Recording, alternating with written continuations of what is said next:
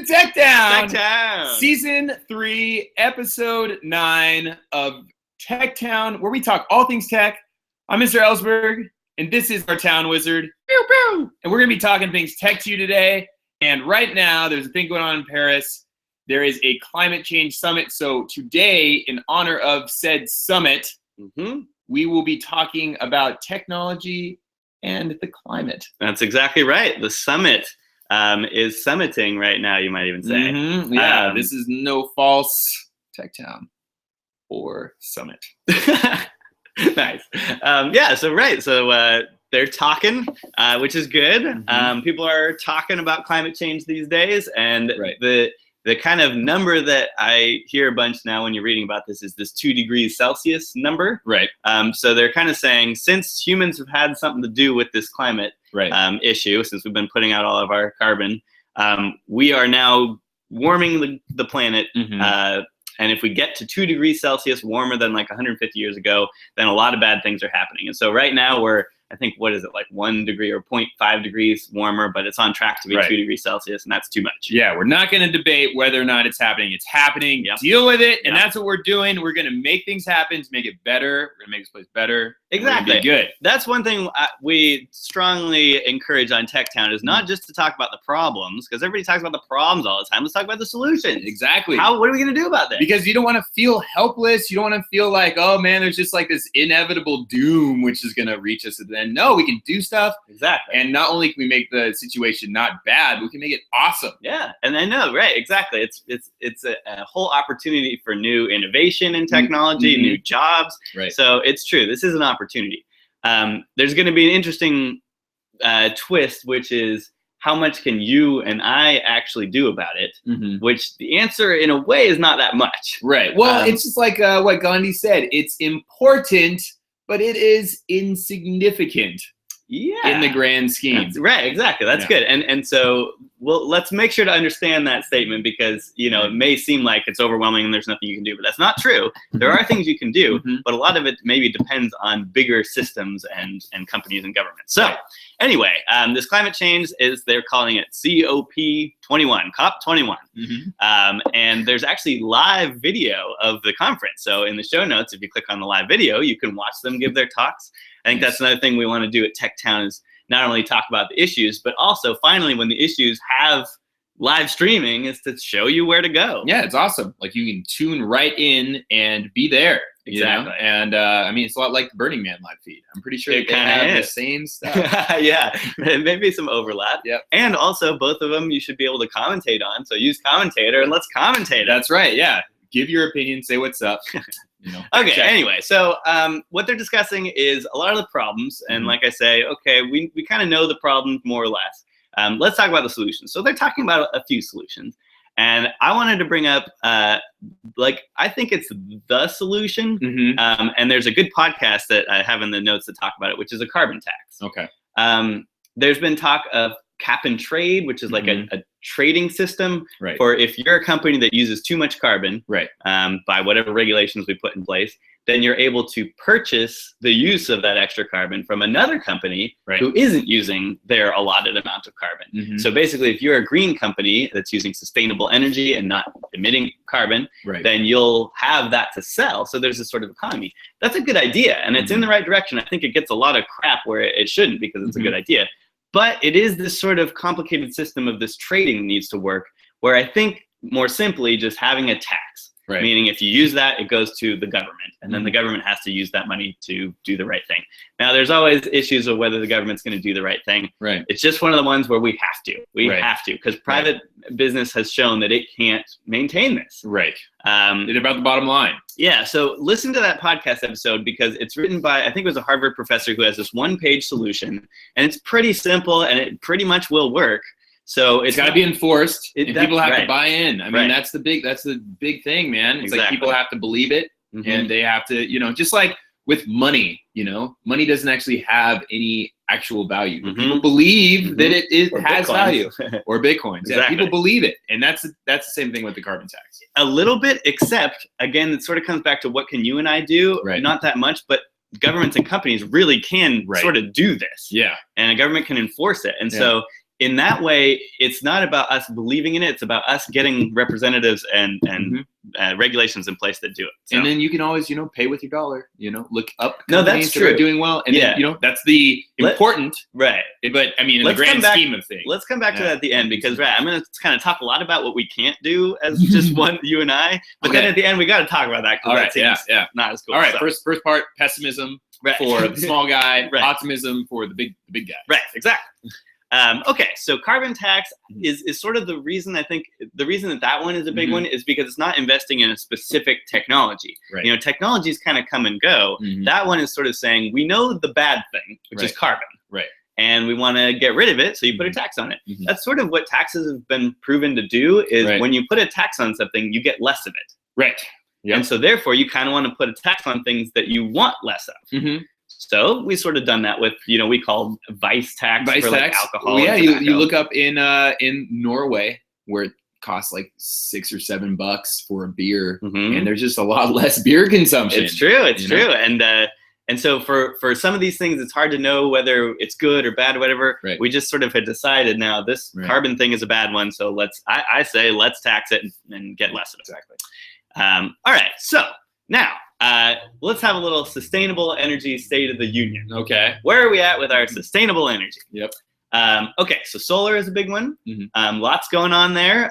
Getting cheaper as far as the panels, cheaper to install, more available in different markets. Like here in Portland, there's Solar City is one of the companies that will come and install solar panels. Right. And you basically don't even have to pay for the installation of the panels or anything. You just pay that company every month instead of paying your utility. Right. So that's pretty cool. There's big solar arrays being built to to mirror the sun into this central big thing. That's a cool technology. You have a big bunch of solar panels, mirrors actually, focusing all the light on this big center thing that gets super sunny. Right. And then that has solar panels. So they're making that in I think Nevada. Right. So solar's doing great. Let's keep going with it. That it isn't the only answer though. That's one of these things where it seems like solar might be the answer, but there are places it won't work.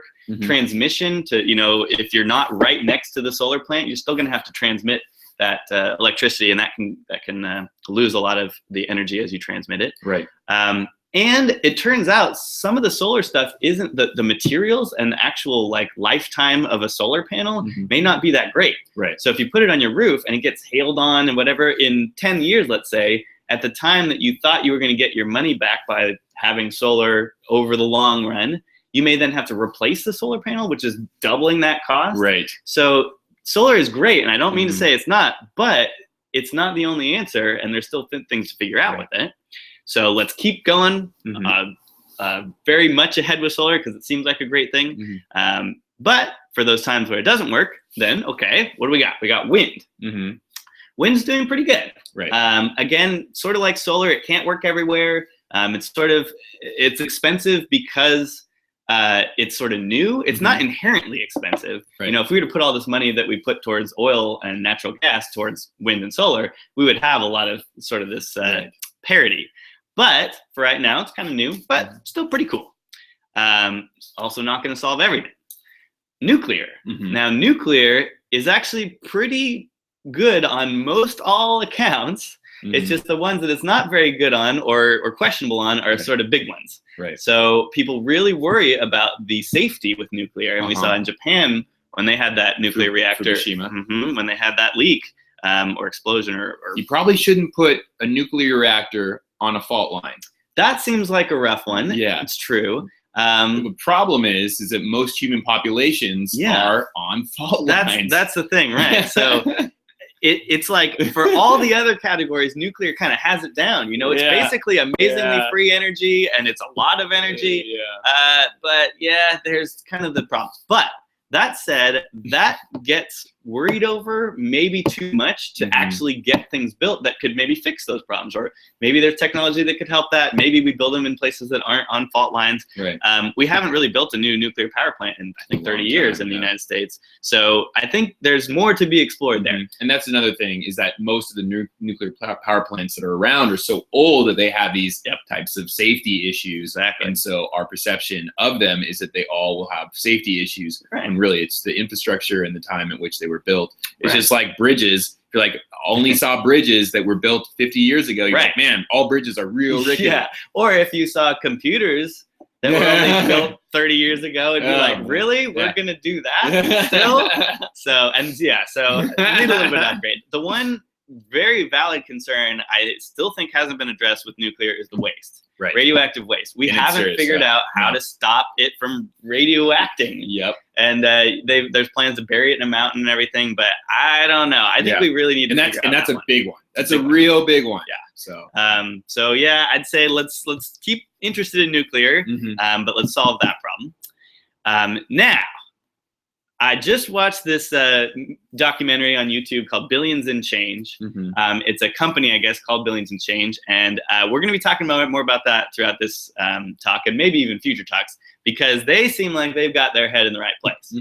They have a few different projects they're working on. One of them they call limitless energy. Okay. So this is sort of, you can consider it geothermal energy. That's another one where people have tried, using the Earth's energy, because the Earth is a fireball at the center. Right. And so there are places like in Yosemite where it's very close to the surface. You can actually use that energy to boil water. And Yosemite has actually looked into powering the whole park with geothermal energy, which is kind of cool. Yeah, yeah. Well, get on it, man. Yeah. So let's take a step back.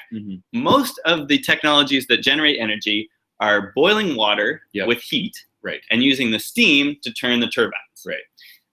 If you can boil water with any kind of heat that you can get, then the rest works. And you can even use a lot of the same power plants or technologies. And that's one thing I think is really cool about this Billions and Change company. Not only are they thinking about what's a cool technology, but what will actually work in the real world with politics and people's perceptions and infrastructure. So what they said, okay, let's keep these turbine things going on. For solar, it's totally new infrastructure. For wind, totally new infrastructure. But for geothermal energy, if they can somehow get the heat from inside the earth out to the top. Now, the real revolution here was a material called graphene. Graphene is going to start popping up in more things these days. It's a material. It's like graphite from a pencil, which is just carbon, but it's single sheet layers of it. And when you have carbon in a single, like the atoms are just a single layer of carbon atoms, which is amazing that they can do, that turns out to have amazing properties. So it's supposed to make batteries the best ever. It's supposed to make materials best ever, power, all these things. Somehow it's going to revolutionize, and we're just starting to see the beginning of it. So the way that this one is, this company said, okay, if we can take this graphene stuff and pull it out and make it into a string and put those strings together to sort of make a cable. What's cool about this cable, the properties about this cable, is that if you make it 100 degrees on one end of it, it loses basically none of that heat when transmitting to the other end of it. So you can transfer energy. And the other thing that happens to be pretty cool is that the middle of that cable is cold. It's not 100 degrees. So it's just so efficient of getting temperature from here to here. Now, if you can dig a hole, and apparently this hole only has to be a few miles down, which they can do in a week. They're actually, going through the Earth's crust for the first time. Scientists soon. And it sounds like they can do what they need to do for this, a couple miles, like in I think they said 60% of the surface area of the Earth. So there are places you couldn't dig to get the energy, but in the places that you could, you dig a hole that's only a couple feet wide. You put this cable down, and super long cable, a couple miles, and you can bury it back up, but then constant, free, no pollution energy can be from this heat from the center to the top, and then you use the top to boil water, create steam, turn the turbines. So it's almost too good to be true. So you got to watch this movie and tell us, or write in and say why this may not work, because otherwise it seems like it's basically the perfect solution. And then there's other ways of getting heat too that we didn't even talk about. That's wave, and rivers. Absolutely. And then, there's and we should at least look at all of those, but then really focus on the ones that are going to give the return on investment. So, I think all these things are great, and they all have their ups and downs, but let's think realistically about which ones. There are solutions, which is There's cool. lots. Yeah, we just got to put the time and energy into them. So boom. Exactly. Okay. So another one that comes along with climate change is the idea of water. Water is going to be one of the biggest issues in the world. It currently is, and is going to continue to be, and even more. So when the climate changes, in one way you think, oh, okay, well, if the sea levels rise, there's going to be more water, so everybody's going to have water. Well, seawater normally isn't good water. You can't drink the water. So really, the people that are going to be in trouble are the people that used to have water, now it's gone, or they had minimal water or bad water. And so this is a couple billion people in the world. So it's all sort of related, and it's interesting. There are a couple amazing technological solutions to that. I think that the technology that is the promising one is the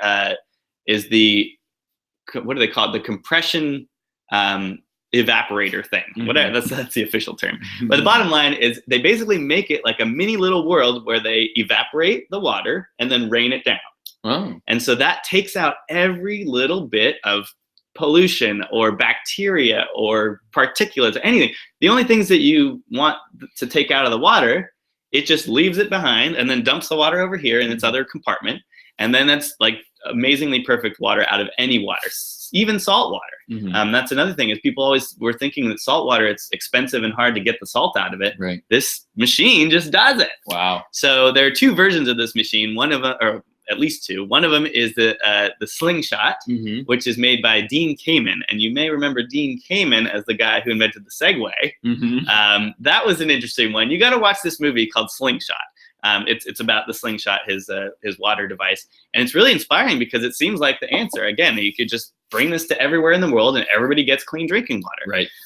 So he kind of had a little interesting public thing with the Segway because it got a little blown out of proportion that was going to save the world. Driving around.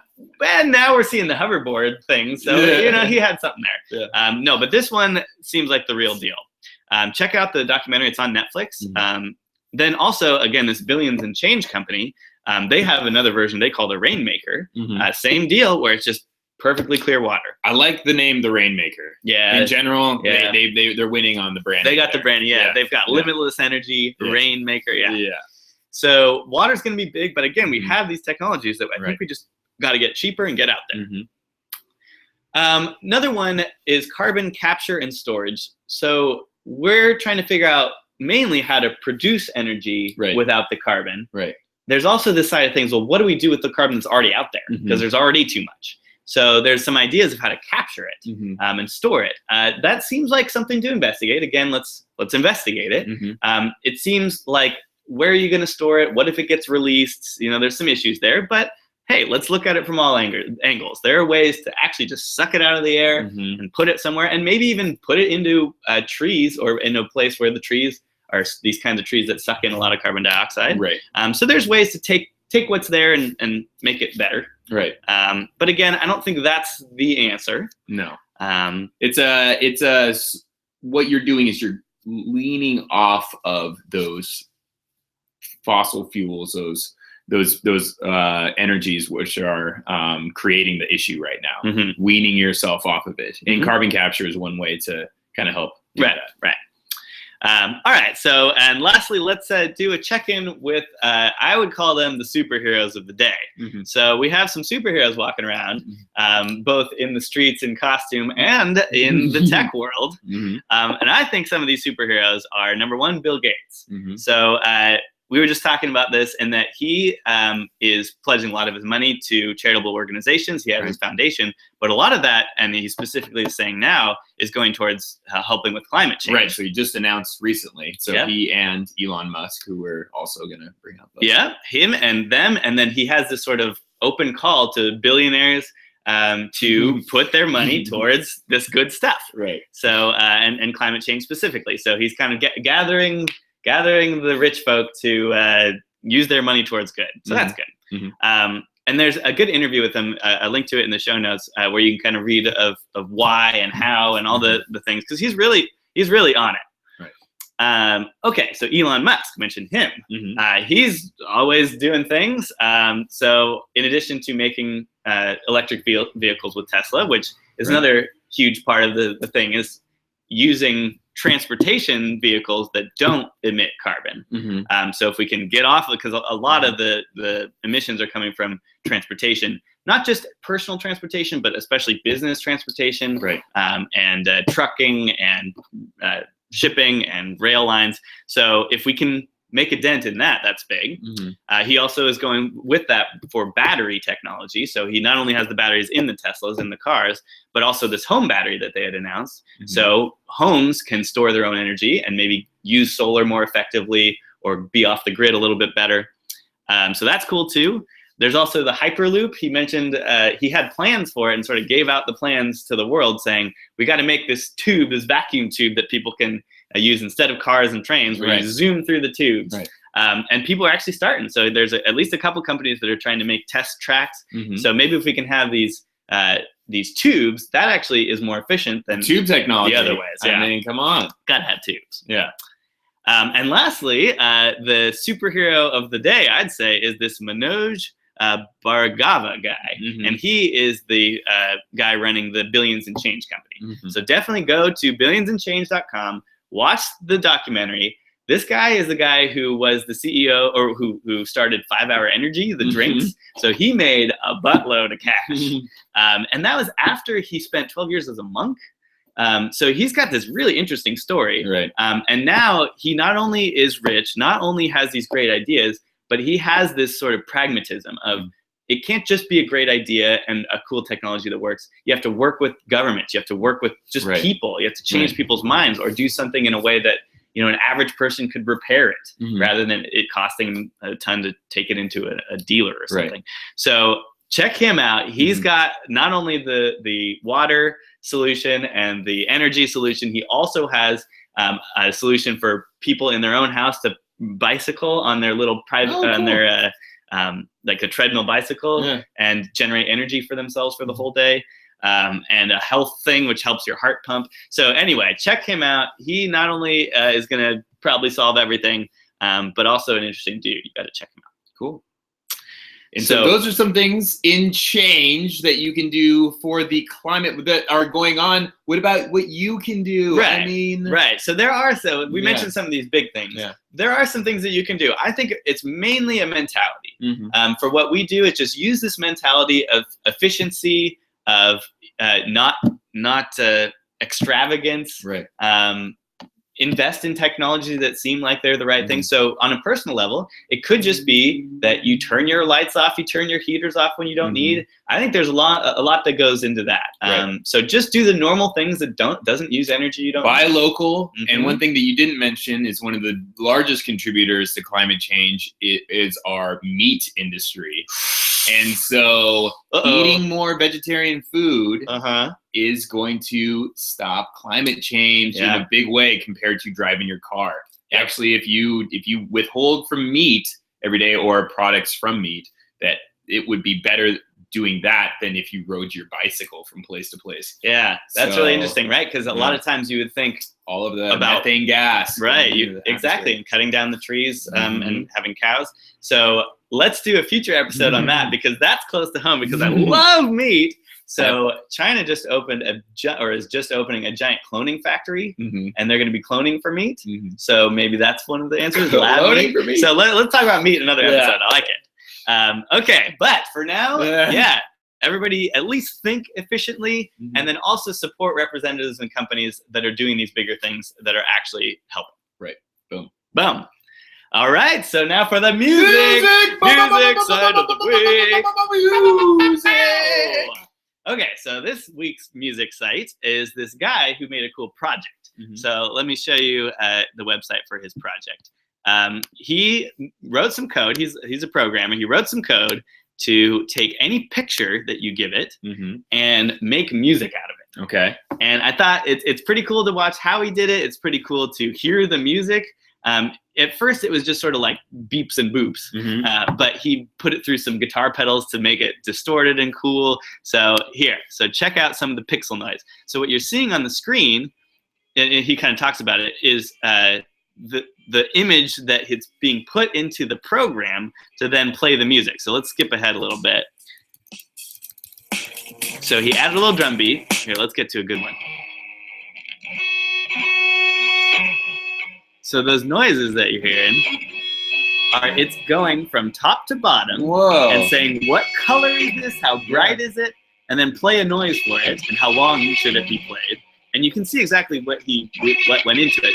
But it's kind of cool. It's a little futuristic and weird, but as you throw out different pictures, and you can throw out pictures of people. This is a crazy writer one. Yeah, some drums. So it's interesting. It's just computer code that can kind of not create the best music, but at least it's something, and you can get inspiration from it maybe. And it even has the code out there, open source, so you can go do it yourself. Very cool. Very cool. Yeah, you can try it with some different pictures. Yeah, exactly. Boom. Yeah. Which brings us to our security segment. Okay, so as we're talking about the climate change summit that they're having in Paris, it was actually hacked. Well, this was actually more of a real hack. Sometimes you hear about hacks where they just take a website down. Right. This was a hack where they actually got in and got some information out. Right. The hack was by Anonymous. And Anonymous is this group that is not really, you don't know who's in it. That's obvious, it's anonymous. But they do have a YouTube channel, and they'll come out with videos, and they'll come out with statements. And so they've had statements recently about them trying to hack ISIS accounts and try to now on the climate change thing, they sort of have these agendas. Right. They actually attacked the Climate Change Summit website because the climate change a protest that was being had was sort of shut down by the climate change organization, right? And so they felt you needed to be able to protest. Right. So, okay, so number one, the hack happened, but number two is, that's what we talk about on TechTown, is how did it happen and how can you prevent it? This one's called a SQL injection attack. And we'll just talk for just 30 seconds, but go look it up. SQL injection, a SQL database is a database, where you're storing all this information. That's a certain kind of database. But you can imagine, let's say, to get information out of the database, you write some code that says, get information out of the database. Let's say someone on your website does a search, and they search for climate, the word climate. What your code will do is go to the database and say, hey, is there anything that has the word climate in here? Okay, here's an article, here's a thing, here's a blog post, and go return that, and then you make it look all nice as a web page. But that database is doing that lookup. Right. Well, what if I said, in my search box, what if I typed a special little character that said, okay, this is what I want to search for, but then also a command that's not something to search for that actually gets run on the database. So what you can do is, as you're typing in a search box as a user, if you type in this special character that then goes to the database and says, okay, I want to search for, it then says, okay, I want to search for this, and then it stops that search, but before going on to the next line of its own code, it runs your code that you put in that search box. Right. So you can put code in that search box that then deletes the database or updates things or makes changes on their own database just by you typing that in the search box on their website. What? So you really need to prevent against this, and most websites do. This is a long, this isn't new, and I've done this every time I've built anything. Is you got to make sure that when you get something from a search box, you watch out for these special characters. And you make sure that that's not used to actually run code. It's just used as the search term. And the UN didn't do this when they made their climate change website. No. Oh, man, you got got. So it's a big lesson for them and everyone else. Yeah, and allow protesters. You got to allow protesters. That's true, too. People got things they want to say, and they got a voice, and otherwise you shut down like the common person that wants to say something. I mean, otherwise, it's like you can only make your important, but insignificant movement only heard, in such a way. So allow protesters. It's true. If it's, cool. It's true. Yeah, absolutely. Yeah. So boom, we talked about all things climate change. Big episode today. And then we talked about our music pixel. Oh yeah, again, weird music from Pixels. Crazy. And then security, the UN, you got hacked. Yeah, and watch out for SQL injection. Yeah, boom. All right, guys, we're going to come to you next week with all things tech. Have a great week. Bye-bye. Peace.